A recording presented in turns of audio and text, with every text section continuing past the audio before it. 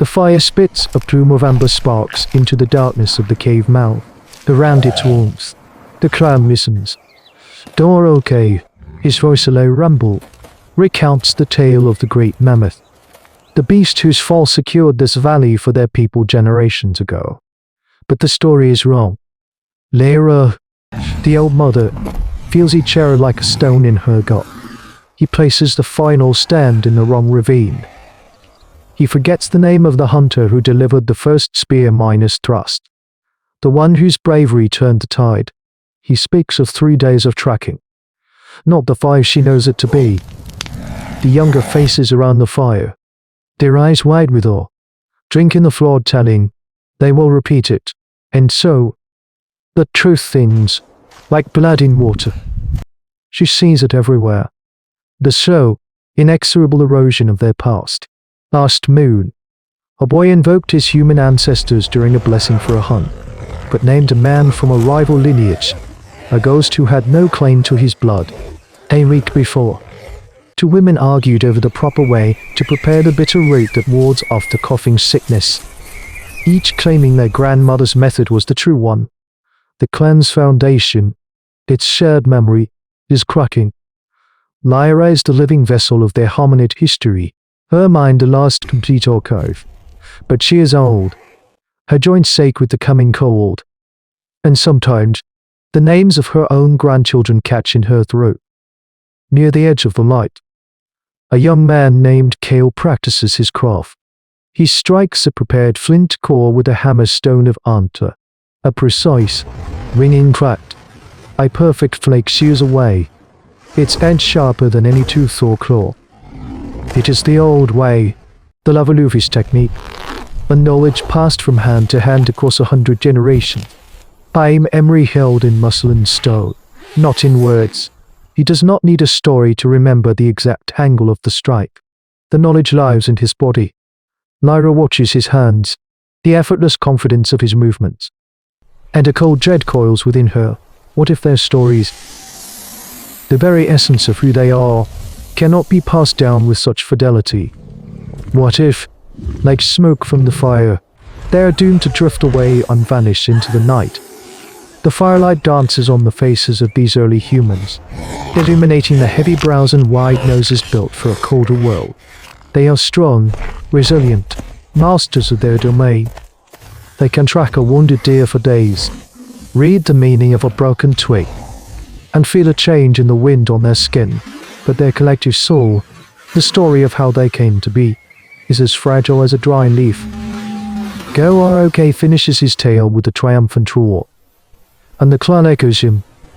They are celebrating a memory that is already a ghost of itself. Later, when the others are wrapped in frozen sleep, Lyra sits alone in the profound cold, the weight of every forgotten name pressing down. In the deep silence of prehistory, the greatest predator is not the cave lion or the bear. It is time, and it is devouring her people from the inside out. The cold light of dawn does little to warm the cave. Lyra rises before the others, her purpose hardening with the frost on the stones. Words are wind. Muscle memory is passed only from teacher to student. But a thing, a physical object, can endure. She watches Kale sorting his flint, each piece with its own history of strikes. It is not the stone itself that holds the memory, but the shape given to it by a knowing hand. The idea arrives not as a flash, but as a slow, determined tide, a shape, a sequence. She begins to collect things, not for their use, but for their uniqueness. A rather smoothed white pebble, the tiny jawbone of a shrew, a hawk's feather, black and sharp. She takes a long, supple length of deer sinew, twisting it, braiding it for strength until it becomes a single, resilient cord. Her clan, waking to the smells of smoked meat in damp earth, watch her with curiosity. They see an old woman tending to a strange, useless task. They do not see the birth of an idea that will redefine what it means to be one of the human ancestors. Her first note is for the Skyfather, the oldest ancestor whose name is a myth. It is a complex loop, difficult to tie and difficult to undo. Then, a simpler knot for his mate, then a series of smaller, tighter knots for their children. She worked her way down through the generations she can remember. Her fingers stiff and slow, but her mind sharp. Each knot is alive. The space between them is the breath between generations.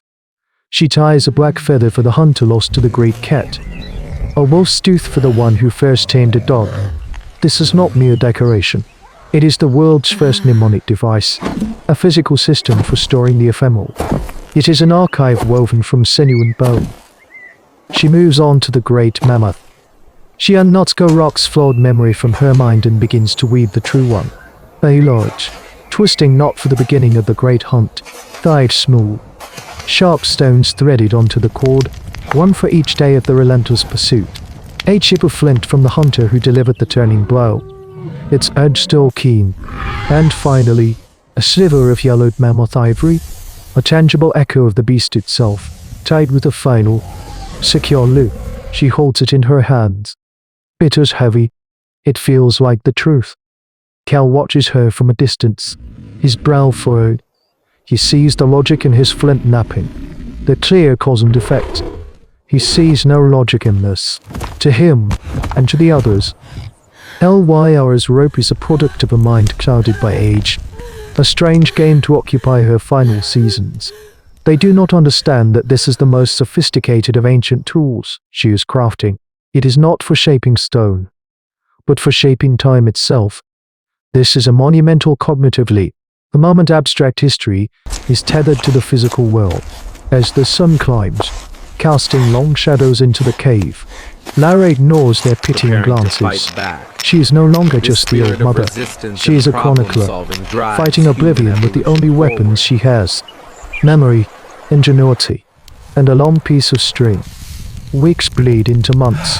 The story rope grows, coiling in a skin bag at Lyra's side like a dormant serpent. It is now longer than 3 tall men, heavy with the weight of generations.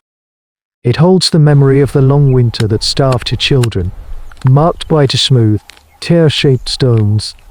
It marks the journey from the flooding plains with a string of tiny, colored shells, each representing a camp. It is a tapestry of triumph and sorrow, a testament to survival skills honed over 1,000,000 years ago. But Lyra feels the cold creeping deeper into her bones. Her own memory, the living library from which the rope is spun, is fraying. Sometimes she fumbles a knot, forgetting the pattern that signifies a marriage or a birth. The fear that drove her to begin the rope now becomes a frantic urgency. The archive is nearly complete, but the archivist is failing. She needs an apprentice, her eyes full on a mirror. A young woman whose hands are quickened, whose gaze is sharp. Alara is careless mate, practical and grounded. She sees the world in clear terms of shelter, food, and danger. She, like the others, views Lyra's rope with a patient skepticism, a trinket of the fading mind. Lyra summoned her. She does not command, she invites. She holds out a section of the rope, the part that details the lineage of Lyra's own grandmother. Tell me this story. Lyra rasps, her voice thin. Lyra looks, sees only knots on stones. She begins the oral version, the one she learned as a child. But Lyra stops her, tapping a specific, ugly knot. This knot, what is this? Lyra frowns. My grandmother was strong. Lyra shakes her head. She was born lame. This knot is her twisted foot. This small, sharp stone is the pain she carried every day. But this smooth shell next to it is the child she saved from a flash flood, because her weakness taught her to watch the water, not the sky. You tell of her strength. The rope tells of why she was strong. A flicker of understanding ignites in Lyra's eyes. It is the beginning of the great transfer. The lesson is slow, painstaking, each day. Lyra guides Lyra's fingers, teaching her the grammar of the knots, the vocabulary of the tokens. She explains that the tightness of a knot signifies the importance of an event. The type of sinew, wolf or deer, distinguishes a hunter's story from a gatherer's.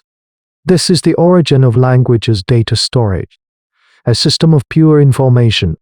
Lyra, The pragmatist This raft begins to is see more than a the rope is tool. not a toy. It is It is a map of their leap in the soul. story It of is the clan's human cognitive leap made tangible.